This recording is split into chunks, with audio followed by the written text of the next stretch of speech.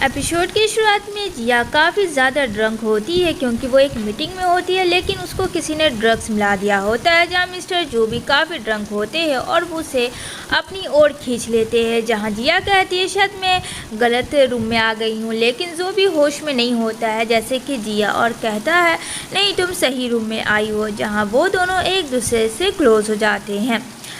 अब इधर next day जब जो को होश आता है तो वो अपने असिस्टेंट को कहता है कल रात क्या हुआ था, जहाँ वो कहता है बॉस कल आप किसी लड़की के साथ नाइट स्पेंड किए थे। कहता है वो लड़की कौन है, इमिडिएटली पता करो। कहता है ठीक है मैं पता करता हूँ। इधर जो है जिया एकदम से शॉक्ड हो जाती है कि उसके साथ क्या हुआ, क्योंकि उसकी तो शादी होने वाली होती है। अब यहाँ पे जैसे ही वो घर जाती है जहाँ उसकी सिस्टर लिया, उसके मॉम एंड डैड सारे लोग हंस रहे होते हैं कि जिया के साथ ड्रग्स मिला के उसे किसी अननोन पर्सन को हायर करके उसे होटल में भिजवा दिया था ताकि उसका नाम ख़राब हो जाए और वो मिस्टर ली से शादी ना कर पाए। अब ये मिस्टर ली कौन है फ्रेंड, तो ये हम आगे जानेंगे। जहाँ सब लोग कहते हैं हम लोगों का काम प्लान तो करेगा ना, क्योंकि वो चाहते थे कि मिस्टर ली से लिया का शादी हो ना कि जिया का। यहाँ पे वो सब सुन लेती है। तभी जिया कहती है वाह डैड आप तो मेरे सगे डैड थे ना, मुझे तो डाउट हो रहा है। यहाँ पे उसके डैड काफ़ी कस के चिल्लाते हैं कि तुम इतना बेहुदा बात कैसे बोल सकती हो। जहाँ कहता है डैड उसका कि मुझे नहीं लगता कि तुम मेरी बेटी हो। जहाँ जिया कहती है मैं यही तो कह रही हूँ डैड, आप मेरे डैड हो ही नहीं सकते, माना कि ये मेरी स्टेप माँ थी, स्टेप सिस्टर। इन लोगों ने जो किया मेरे साथ जानबूझ के आपने भी किया, आपने मेरी इज्जत को इस तरीके से नीलाम कर दिया, पल झपकते सब खत्म करवा दिया। अगर एक बार आप बोल देते तो मैं लिया को दे देती अपनी जगह, पर आप लोगों ने ऐसा करना ज़रूरी नहीं किया। ठीक है मैं मिस्टर ली के पास जाके सब कुछ बता दूंगी। लेकिन यहाँ पे लिया पीछे से डंडा मारती है जिया को और बेहोश कर देती है, और जो मिस्टर ली का ख़ानदानी रिंग होता है वो अपने हाथ पहन लेती है। तभी वहाँ बाहर बहुत सारी गाड़ियों की आवाज़ आती है। उसकी मॉम कहती है लिया कि जल्दी से इसे छुपाओ, जहाँ मॉम डैड सब मिल के उसको छिपाते हैं। यहाँ पे मिस्टर ली का असिस्टेंट का एंट्री होता है, जहाँ पे वो बोलते हैं कि जिया कहाँ है। अब यहाँ पे जिया तो फ्रेंड थी नहीं। लिया कहती है कि जिया वो उसके बारे में बताने ही वाली होती है, लेकिन उसको लगता नहीं इतना अच्छा प्लान है, वो उसे नहीं बताए। तभी यहाँ पे मिस्टर जोक का असिस्टेंट जो होता है फ्रेंड उसका रिंग होता है, देखता है लिया के हाथ में है। वो समझ जाता है कि जिया यही है, क्योंकि उसके बॉस का ख़ानदानी परंपरा चला रहा है। अब मैं यहाँ पे आपको एक चीज़ क्लियर कर दूँ, मिस्टर जो और मिस्टर ली दोनों एक ही इंसान है, जो कि ये बात जिया और लिया के फैमिली को नहीं पता है। बाहर के नाम से मिस्टर ली जाने जाते हैं और घर के नाम से मिस्टर जो, जहाँ बोलती है मेरा नाम जिया है, और यहाँ पे अपनी बहन को वो किडनैप कर लेती है।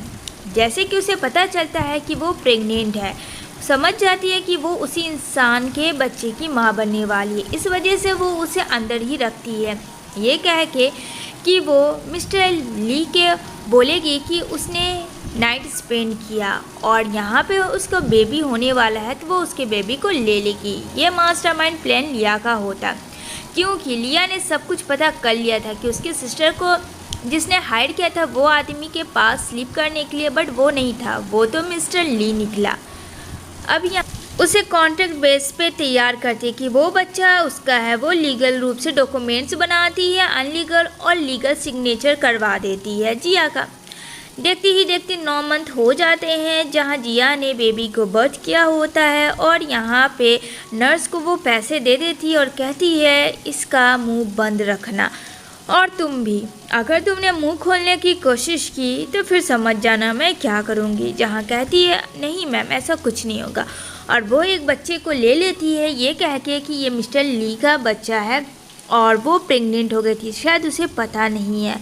यहाँ पे बेचारी जिया दर्द से रो रही होती है, करकरा रही होती है। यहाँ पे उसने उसके बच्चे को जानबूझ के छीना होता है। ये सब चीज़ बहुत ज़्यादा दर्दनाक होता है। लेकिन फ्रेंड जिया को अगेन एक बेबी और होता है जो कि वो भी लेना चाहती है, लेकिन वहाँ की एक और नर्स आके उसे बचा लेती है और कहती है जिया को जितना जल्दी हो तुम इस बच्चे को लेके यहाँ से भाग जाओ, क्योंकि तुम्हारा बच्चा और तुम सेफ़ नहीं हो। जहाँ कहती है पर मैं कहाँ जाऊँगी, तो वो एड्रेस देती है अपने घर का कि तुम यहाँ जाकर कुछ साल रह सकते हो, क्योंकि यहाँ मेरा बेटा और मेरी बहू नहीं रहती है।